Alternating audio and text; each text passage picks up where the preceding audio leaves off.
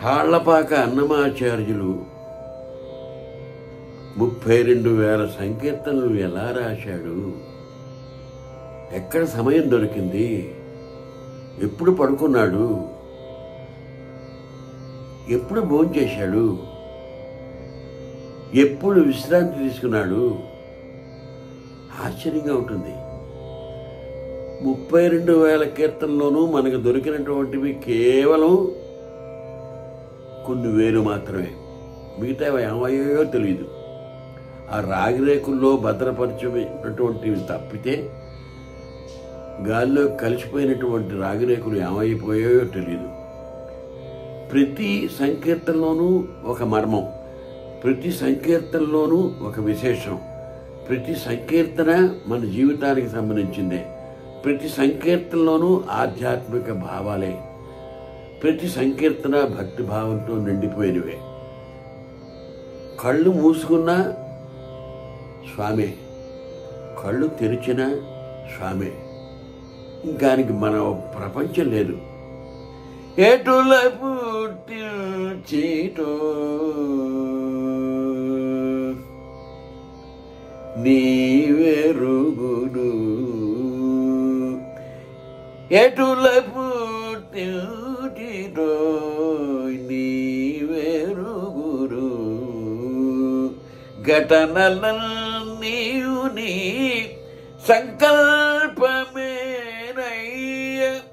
ఎటుల పుట్టించిటో నీవెరుగుడు, ఘటనలన్నీయు నీ సంకల్పమేనయ్య.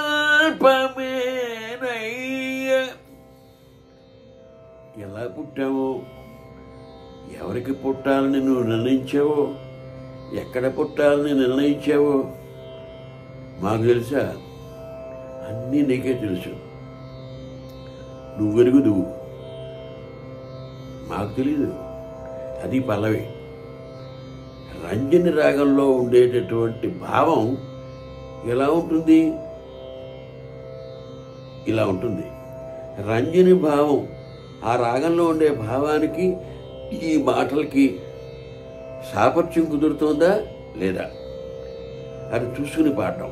రెండోది, కొన్ని మాటలు గమకంతో పాడితే బాగుండవండి, గమకంతో పాడితే ఏమిటో అర్థం కావు అని కొంతమంది పాపం వాదిస్తూ ఉంటారు. తెలియక. గమకానికి ఉన్నటువంటి విలువ ఇంత అంత కాదు. గమకం అంటే హెచ్చరించి చెప్పేది. ఇది ఫలానా అని చెప్పగలిగేది గమకం ఒకటే సంగీతంలో.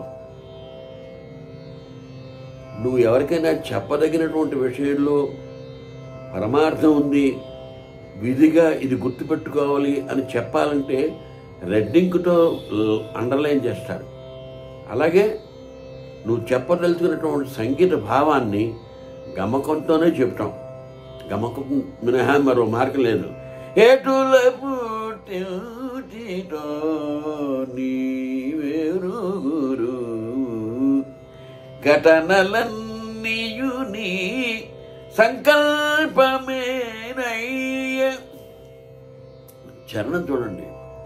చచ్చేవారిని చూచి సావుకు వెరటునుగాన, రుచుల సంసారముపై రోటునుగాని. ఎవరో వెళ్ళిపోతుంటారు, అయ్యో పాపం అని వాళ్ళ మీద మనం జాలి చూపిస్తాం. అంటే మిగతా వాళ్ళందరూ చాలా శాశ్వతంగా ఉండిపోతారని వాళ్ళ మీద జాలి. అప్పుడే కాసేపు ఏమిటి, అయ్యో పాపం వెళ్ళిపోయాడే అని బాధపడి జాలి చూపించి ఒక్క క్షణం వైరాగ్యం, ఏమిటా జీవితం అని అనిపిస్తుంది. మళ్ళీ రుచుల సంసారముపై రోటునుగాని, ఆ కాసేపే వైరాగ్యం. ఖర్చు పెట్టి అది కాలాచేత పెనగగా, మచ్చిక సేయురుగాని మాననేనయ్యా. కాసేపు వైరాగ్యం వస్తుంది, మళ్ళీ సంసారంలో ఇరుక్కుపోవటం. మాలేను, వదిలిపెట్టలేను, పట్టుకుని ఉండలేను. ఖర్చు పెట్టి అది కాలాచేత పెనగగా మచ్చిక సేయురు గాని మానలేనయ్యా. ఎటుల పుట్టించిదో నీవెరుగురు. రంజనిలో ఉండే స్వరాలు ఈ భావంతో కలుస్తున్నాయా లేదా అని ఒక్కసారి పరిశీలిస్తే సంగీతానికి ఉన్న గొప్పతనం ఏమిటో తెలిసిపోతుంది. నా గొంతుకులో గమకాలు పలకవు కాబట్టి గమకం పాడితే మాటలు అర్థం కావండి అనే మాట పొరపాటు కదా. ఎటుల పుట్టించిదో నీవెరుగురు. నీవెరుగురు. చాలు. సంగీతపరమైనటువంటి భాష ఒకటి ఉంది. సంగీతమే ఒక భాష. ఈ సాహిత్యానికి ఆ భాషకి ఈ భాషకి కోయిన్సైడ్ అవ్వాలి. అవుతున్నప్పుడు చెవిలోకి వెళ్ళిపోతుంది ఆ భావం. అది విశేషం.